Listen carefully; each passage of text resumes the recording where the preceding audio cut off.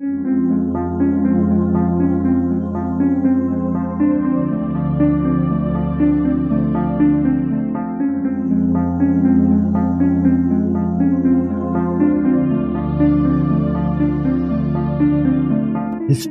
tells the story of the world and of our lives. Sometimes that history goes bump in the night.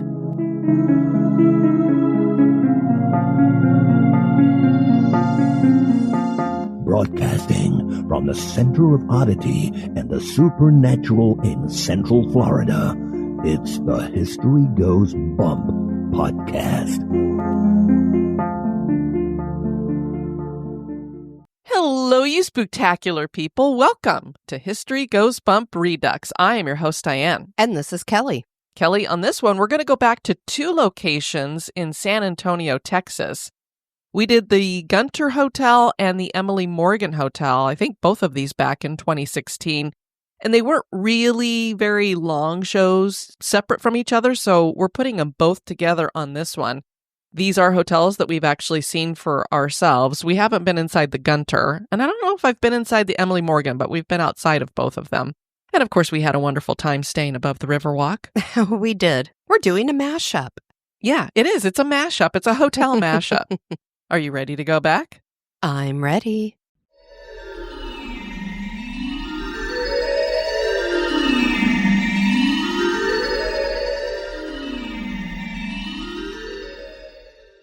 The city of San Antonio is beautiful, and its Riverwalk is famous. The historic Gunter Hotel sits along that Riverwalk. That spot has hosted a hotel for nearly 190 years. The Gunter itself was built in 1909 and stands 11 stories. The hotel provides high-end accommodations and amenities, one of which is an old-time barber shop. There is more than meets the eye at the Gunter Hotel, though. The history here includes a horrific murder mystery, and this has led many to believe that the hotel is haunted. The Emily Morgan Hotel sits right next to the Alamo and started off as a state-of-the-art medical facility. Today, it is a hotel that offers luxurious accommodations, and there are reportedly ghosts in this building. Some believe that the hotel is far more haunted than even the Alamo. Join us for the history and hauntings of the Gunter and Emily Morgan hotels.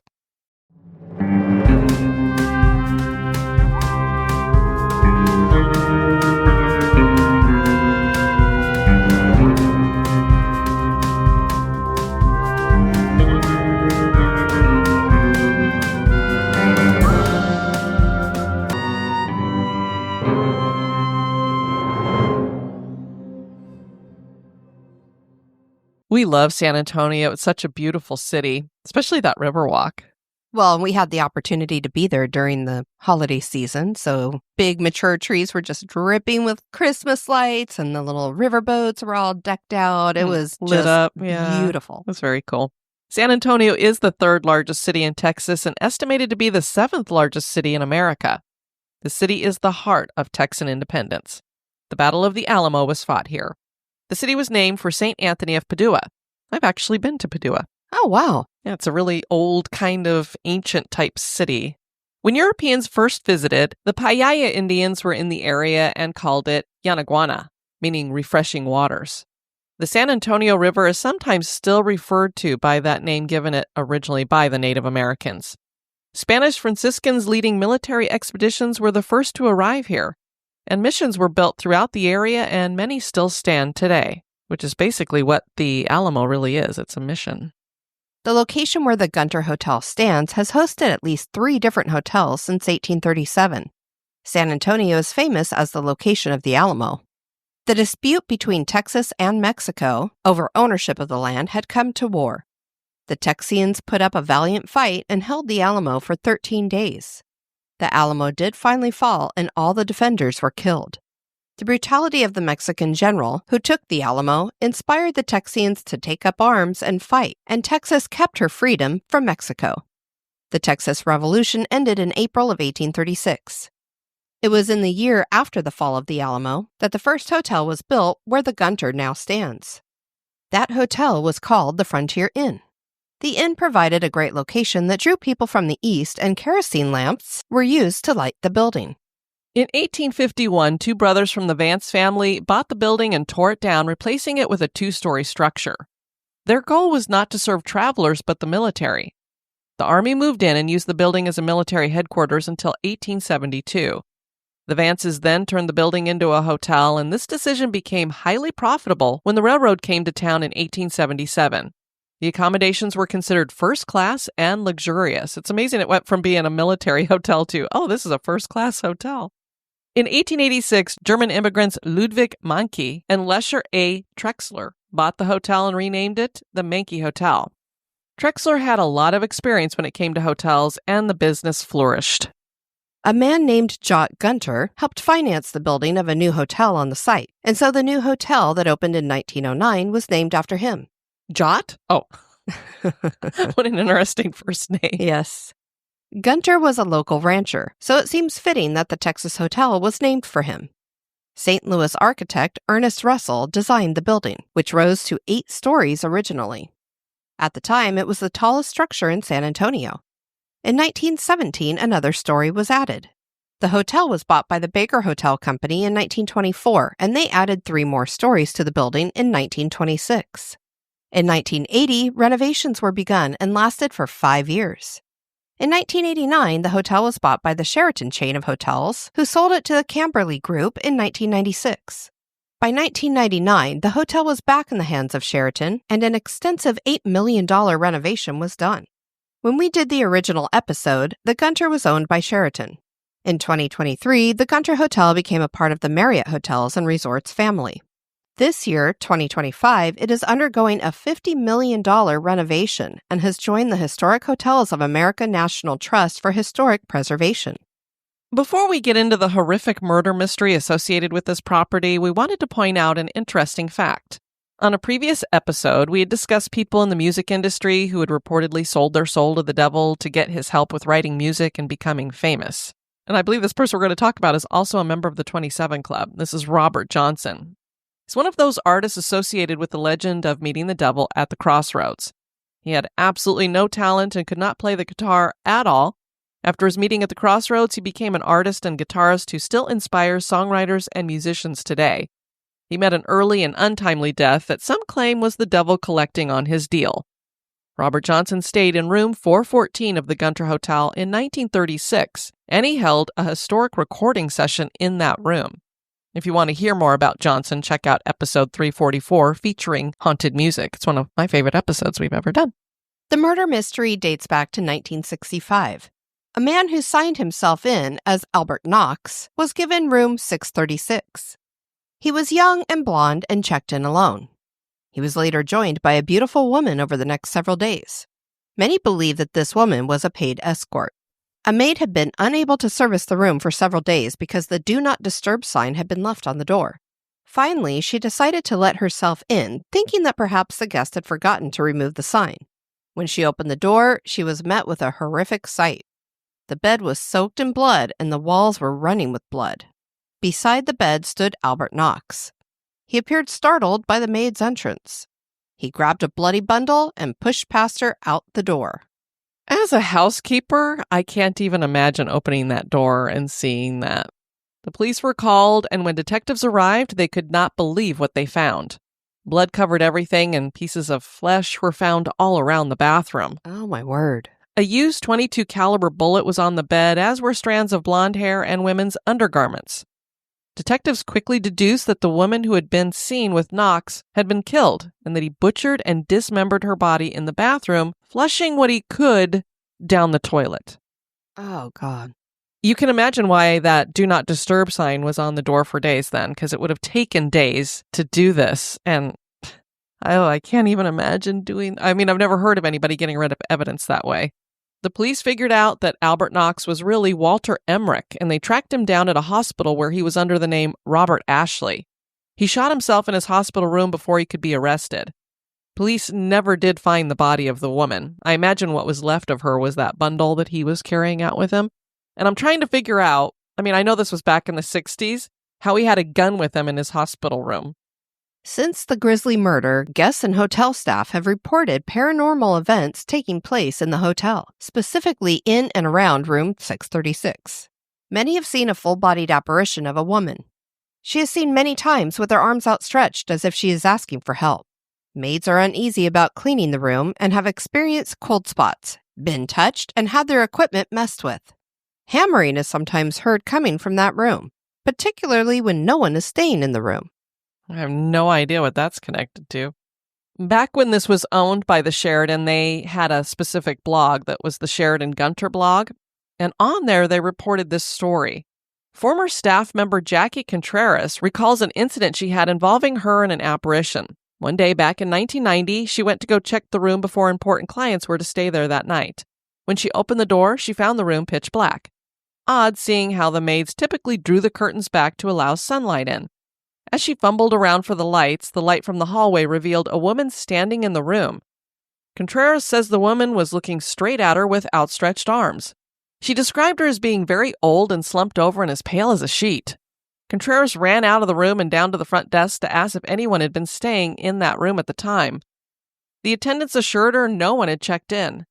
That same year around Christmas, hotel employees were snapping photos together during the annual Christmas party. Once the photos were developed, one of the employees noticed a recurring unexplained human figure in each photo. They just wanted to party. Leftover spirits from the Battle of the Alamo make their way over to the Gunter on occasion. There are also the spirits of two females that are thought to be flappers, but one description we saw claimed one woman is seen in a long white dress. That doesn't really make you think flapper. No. She likes the upper floors of the hotel, and her name is said to be Ingrid. One story about her was related to the Express News staff writer Becky Whetstone Schmidt in 1994. She wrote, Christina Richards, who works in accounting at the hotel, had hotel guests tell her that they saw ghosts when she was working at the front desk. But she thought they were just making up stories to avoid paying their bill, until she saw one herself. I saw something that crossed from one side to the other side. So I turned to look, and somebody crossed through the wall, and through yet another wall. She had on a long white dress. The other woman who doesn't get along with Ingrid is named Peggy. They have heated arguments. Yeah, so I don't know if they're from the same era, if they'd known each other in life, but very interesting to hear stories of spirits that are arguing with each other. Yeah, other than listening to a spirit box, I don't think that we've ever even heard about something like that before. No. But, sometimes women in the workplace could be a bit catty. Maybe they both had worked there or something. And now a little break for a word about one of our sponsors.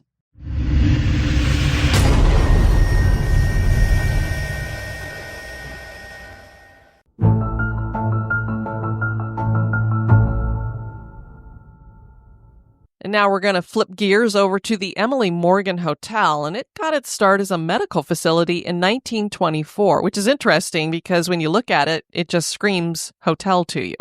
The building was designed by the architect Ralph Cameron and developed by J.M. Nix. It was built in the Gothic Revival style with cast iron accents. The roof is copper with ribs made of wood. A distinct tower is located at one of the building's triangular-shaped corners, and gargoyles line the building. The gargoyles each depict different medical ailments. I thought that's very cool about it. Yeah. The building had 13 stories and was called the Medical Arts Building. Inside were medical offices, a hospital, and a crematorium. In 1976, the building was converted into an office complex, and the following year it was added to the National Register of Historic Places. In 1984, the building was remodeled and opened as a hotel. It was given the name the Emily Morgan Hotel, and it was named for a special woman. Emily D. West is a folk hero in Texas. She was born sometime in 1815 in New Haven, Connecticut. Emily was a free woman of color, but she would not really remain free. In 1835, a man by the name of James Morgan took Emily on as an indentured servant, and she was employed at one of his hotels in Morgan Point, Texas, called the New Washington Associations Hotel. On April 16, 1836, a Mexican cavalry stormed the hotel in search of the president of the Texas Republic, David Burnett. Burnett had already left, so the cavalry kidnapped the black servants at the hotel, including Emily.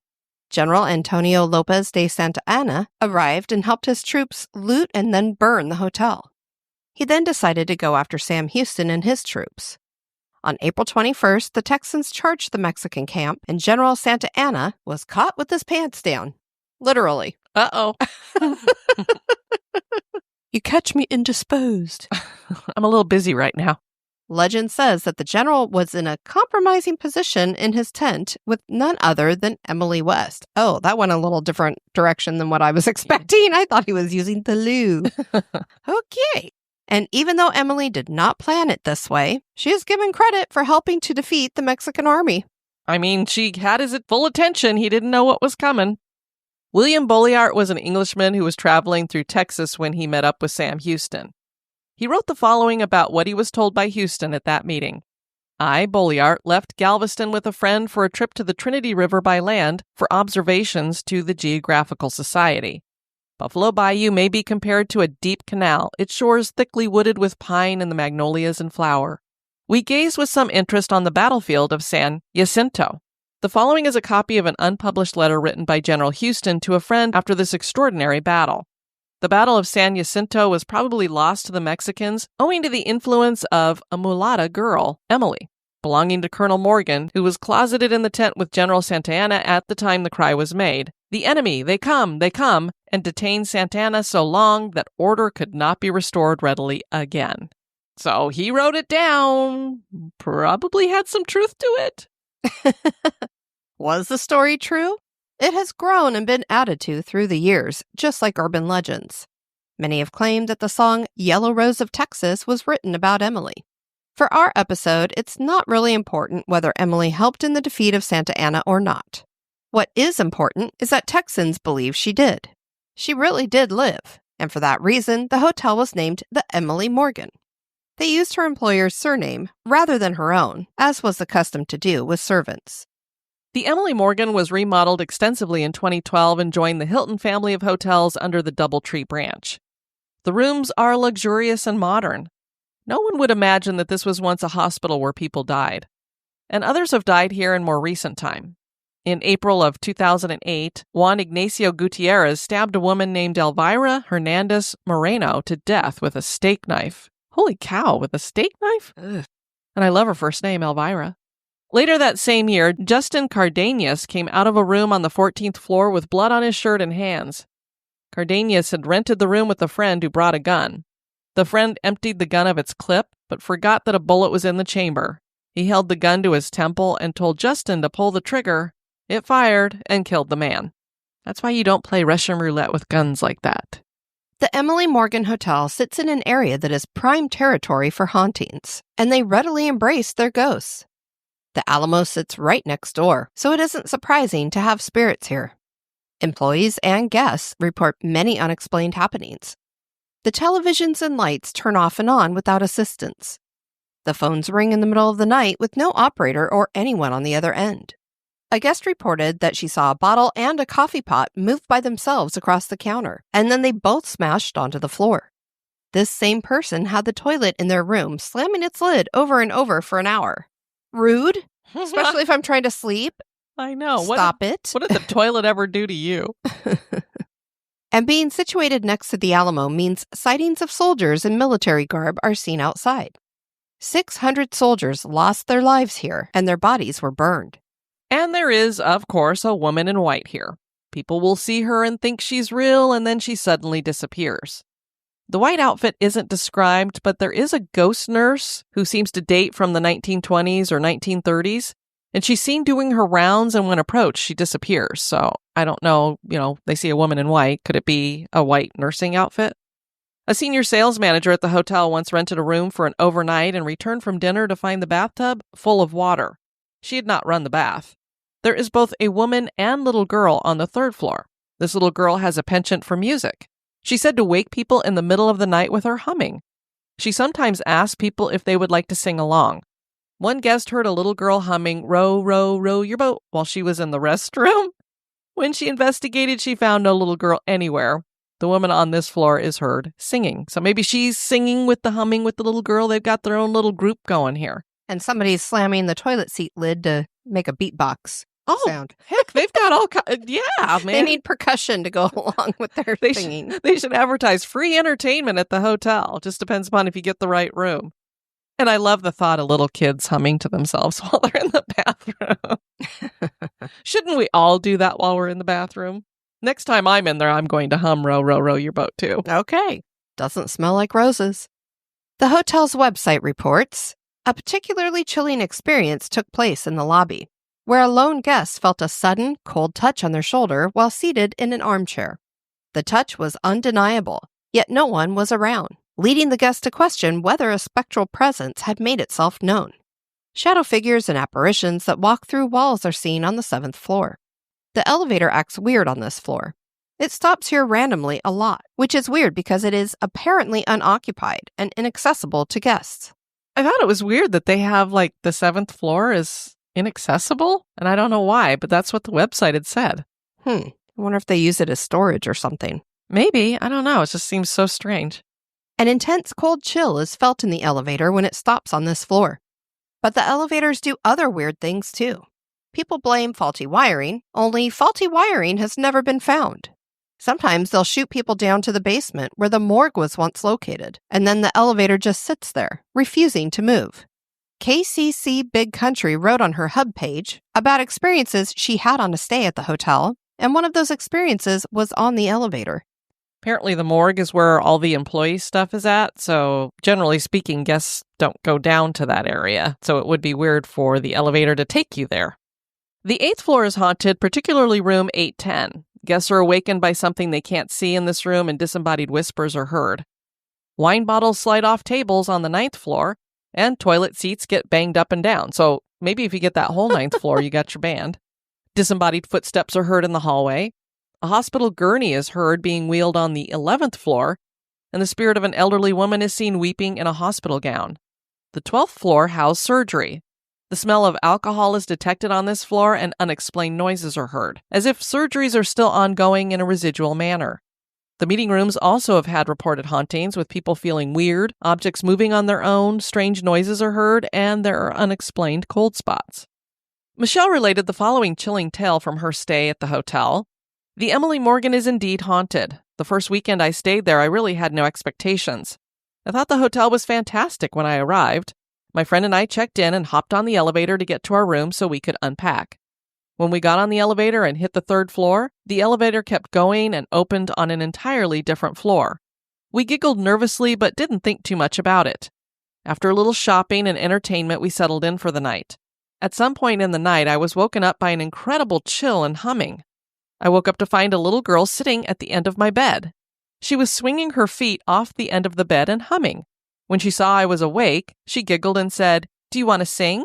Do you want to play with me?" No, I don't want to play with you. Although we haven't had any bad interactions with children ghosts, so. I immediately froze and then started to cry. I was terrified. I actually couldn't even talk about it for weeks after it happened. I pulled the covers up over my head and never made it back to sleep. The following night, I decided I would try to stay up later and maybe have a glass or two of wine before trying to go to bed. Good idea. I just want to knock myself out. I again found myself waking up to a cold chill. This time I laid very still with my eyes closed and could feel someone lying next to me, almost leaning against me. I slowly opened my eyes to make sure I was awake. I could still feel someone against me, and again I cried. As soon as I started to cry, the feeling left, but you could still feel the cold. Lisa wrote about her stay at the hotel. I stayed at the Emily Morgan a few years ago, on the 7th floor near the elevator, unaware of its reputation for being haunted. The room had sliding doors to the bathroom, which I closed before getting into bed. Nothing paranormal has ever happened to me, and I'm 45 years old. Later that night, I was lying in bed awake and I felt a weight sit next to me on the bed. Even felt the pressure against my leg above the knee, as if a smallish person sat down. I freaked out and said, "Please leave now." I didn't sleep after that, but when I got up, the sliding doors were open. I won't be staying there again, but it is a beautiful property. If this happened to me, I'd probably just be like, "Are the dogs here with us?" Because I always have some smallish little person laying next to me in bed. True. Does the female victim of a horrific crime at the Gunter still walk the earth on this side of the veil? Is she restless because her body hasn't been found and she's had no justice? Do ghostly soldiers still hang out near the Alamo? Are those who died long ago in the medical arts building still at the hospital waiting for their surgery? Is the Gunter Hotel haunted? Is the Emily Morgan Hotel haunted? That is for you to decide. I really loved the Emily Morgan Hotel because it has that triangular shape to it.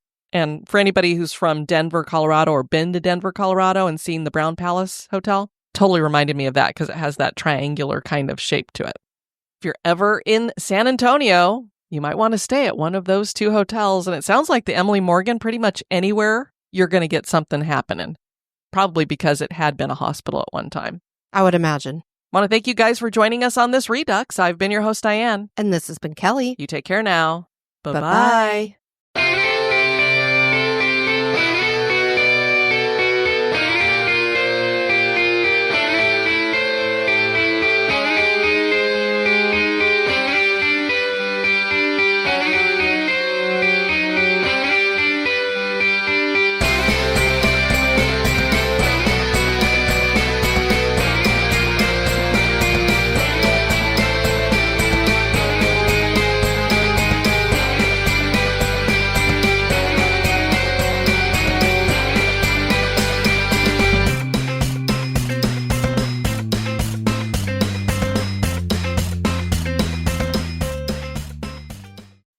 She described her as being very old and slumped over and as sweet as a as sweet as a sheet.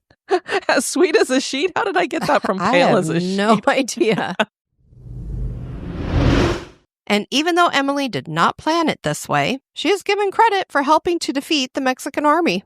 I mean, she had his full attention. He didn't know what was coming. Something was at attention. Something was coming. Yeah. One ghost heard a little girl humming. One ghost? One ghost. A ghost or a guest? One ghost heard, and they reported to us. Did you get that over a spirit box? Was it a Ouija board? How did you get that message?